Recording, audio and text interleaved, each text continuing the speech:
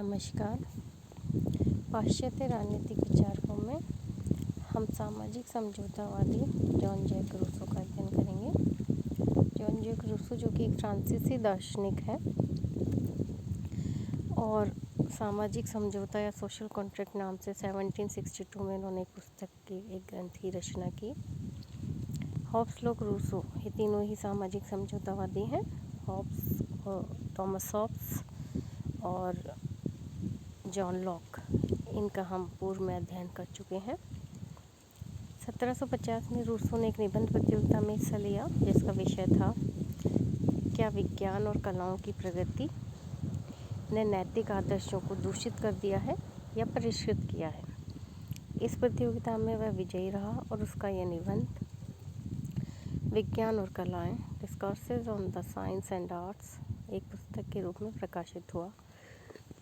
Rousseau यह मानता था कि वैज्ञानिक और साहित्यिक गतिविधियों की परिणाम स्वरूप साधारणतः सारा समाज नैतिक दृष्टि से भ्रष्ट हो गया है।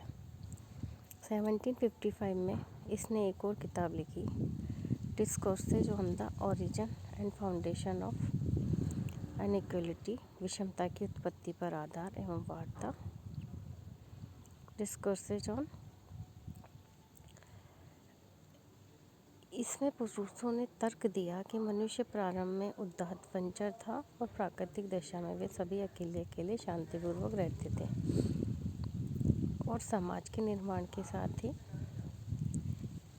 उनमें हैसियत स्तर आदि समस्याएं उत्पन्न होने लगी, अर्थात जीवन स्तर की समस्याएं। और इस प्रकार ये समस्याएं रूसो के चिंतन का आधार बनी और उसने इन्हें द एमाइल सोशल कॉन्ट्रैक्ट के रूप में अभिव्यक्त किया।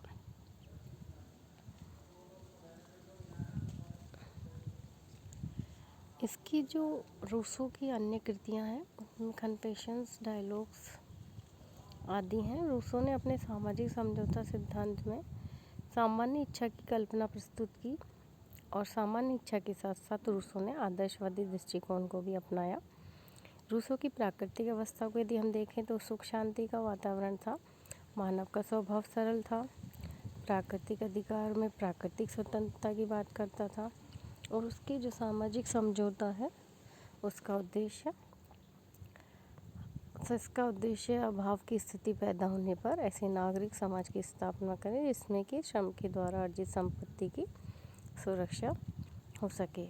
इसका जो स्वरूप यदि हम देखें तो मनुष्य अपनी अपनी प्राकृतिक स्वतंत्रता को पूर्ण करके पूरे समुदाय को सारे अधिकार सौंप देते हैं, उन्हें नागरिक स्वतंत्रता प्राप्त हो जाती है। इस प्रकार रूसो का संपूर्ण पूर्ण अविभाज्य राज्य होगा, चूँकि संप्रभुता लोकप्रिय होगी इसलिए विरोध का अधिकार निरर्थक होगा। रूसो के समझौते के माध्यम से लोग अपनी प्राकृतिक स्वतंत्रता को छोड़कर नागरिक स्वतंत्रता प्राप्त करते हैं।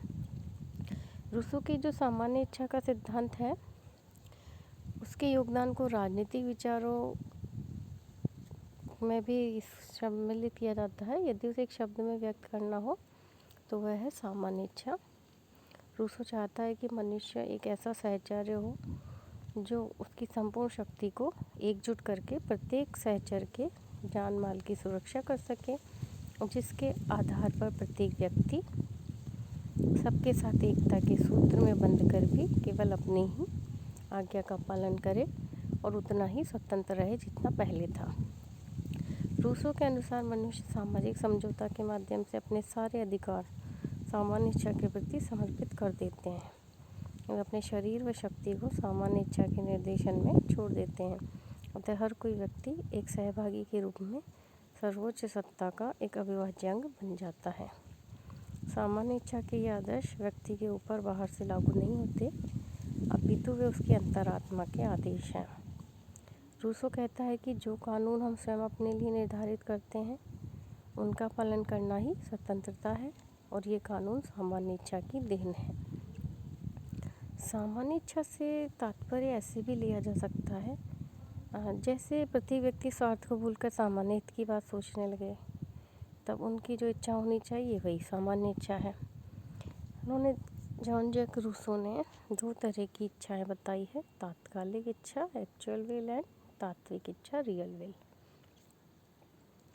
तात्कालिक इच्छा यह है कि जो व्यक्ति आवेश में पैदा की होने से आकस्मिक होती है और तर्क शून्य व्यक्तिगत स्वार्थ पर आधारित होती है। अतः इच्छा से पूर्ति से किसी को क्षणिक सुख तो मिल सकता है, किंतु संपूर्ण सुख का या संपूर्ण सृष्टि का जो कल्याण है उसकी आप उम्मीद नहीं कर सकते। इसके विपरीत जो तात्विक इच्छा है वह परम कल्याण पर आधारित है और स्वतंत्रता की अभिव्यक्ति तर्क बुद्धि पर आधारित है और सामान्य हित पर आधारित है और यह स्थिर होती है। और तात्विक इच्छा ही व्यक्तियों को एक स्तर पर उनमें सहमति भी उत्पन्न करती है। इस सामान्य इच्छा की संकल्पना के द्वारा रूसो गुड गवर्नेंस का कार्य करता है। गुड गवर्नेंस की बातों को एक साथ पूरा करने का कार्य करता है। यदि कोई व्यक्ति अल्पमत में रह जाता है तो एक ग्रंथ सामान्य इच्छा के आदेशों का पालन करने के लिए बाध्य करता है, उसे स्वतंत्र होने के लिए विवश किया जा सकता है। सामान्य इच्छा जन समुदाय में निहित रहती है और वह अदेय है, अविभाज्य है, अर्थात ना तो वो किसी को दी जा सकती है न उसको विभाजन किया जा सकता है। इस तरह विधान निर्माण का कार्य रूसो जन समुदाय में रखना चाहता है। इस प्रकार रूसो ने लोकप्रिय प्रभुसत्ता को बड़े प्रभावशाली ढंग से विकसित किया है। रूसो प्रत्यक्ष लोकतंत्र का समर्थक बनता है और पूर्ण सत्तावाद का भी। रूसो के संप्रभु के लिए कहा भी गया है कि होब्स का सिर कटा लेवियाथन रूसो की सामान्य इच्छा है। सामाजिक समझौता में यदि हम तीनों में अंतर देखें तो होब्स व्यक्तिवादी विचारक है, लॉक उदारवादी और रूसो आदर्शवादी है। इनकी पुस्तकों में हमने अध्ययन पूर्व में भी हमने किया है, तो हम इसका जो है तीनों का तुलनात्मक अध्ययन करें तो De Cive, De Corpore, De Homine, Leviathan यह होब्स की रचनाएं हैं। और जो लॉक है उनकी two treatises on civil government है, लेटर्स ऑन टॉलरेशन है, ऐसे कंसर्निंग ऑन ह्यूमन अंडरस्टैंडिंग है। और रूसो की जो पुस्तकें हैं social contract, ML, confessions, dialogues आदि हैं।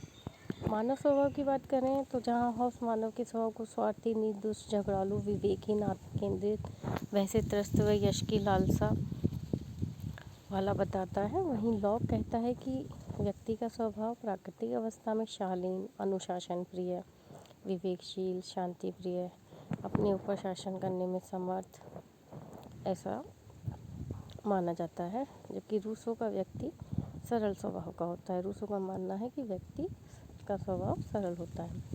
प्राकृतिक अवस्था, होब्स की प्राकृतिक अवस्था संघर्ष की अवस्था थी। व्यक्ति एक दूसरे को धोखा देता था, धोखाधड़ी पर आधारित व्यवस्था थी। मत्स्य न्याय था, अर्थात जिसकी लाठी उसकी भैंस, ऐसी अवस्था थी। एक दूसरे से भय था।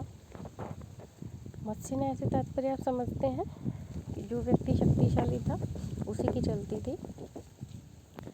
जबकि लॉक की प्राकृतिक अवस्था में शांति और सद्भावना का व्यवहार था, परस्पर सहायता की जाती थी एक दूसरे की और सहयोग की अवस्था थी। और रूसो की, क्योंकि रूसो समय का आदर्शवादी विचारक है, वो आदर्श की बात करता है, सुख शांति का वातावरण प्राकृतिक अवस्था में वो बतलाता है। प्राकृतिक अधिकार की बात करें तो होब्स के आत्मरक्षा का अधिकार था और लॉक के प्राकृतिक अधिकारों में जीवन का अधिकार, स्वतंत्रता व संपत्ति का अधिकार सम्मिलित था और रूसो के प्राकृतिक स्वतंत्रता सम्मिलित थे। सामाजिक समझौता में देखते हैं कि होब्स के सामाजिक समझौता का उद्देश्य ऐसी प्रभुसत्ताधारी की स्थापना थी जो सबको नियंत्रित कर सके व रक्षा कर सके। होब्स को कभी कभी इसी कारण निरंकुश शासक की भी उपमा दे दी जाती है कि वो निरंकुश था। जबकि लॉक का जो सामाजिक समझौता था उसका उद्देश्य ऐसे सरकार की स्थापना थी जो व्यक्ति के प्राकृतिक अधिकारों की रक्षा कर सके व नियम तोड़ने वालों को दंड दे सके। रूसो के सामाजिक समझौता का उद्देश्य था अभाव की स्थिति पैदा होने पर ऐसे नागरिक समाज की स्थापना जिसमें कि श्रम द्वारा अर्जित संपत्ति की सुरक्षा प्राप्त हो।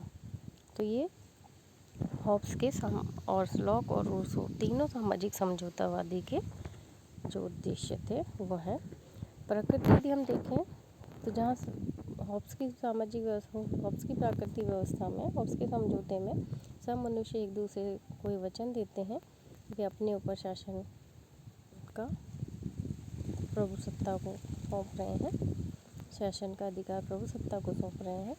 वहीं लॉक की समझौते में समुदाय के सदस्य यह वचन देते हैं कि नियम का उल्लंघन होने पर वे न्यायाधीश नहीं होंगे, बल्कि व्यक्ति शक्ति जो है वो सारी सरकार के पास होगी।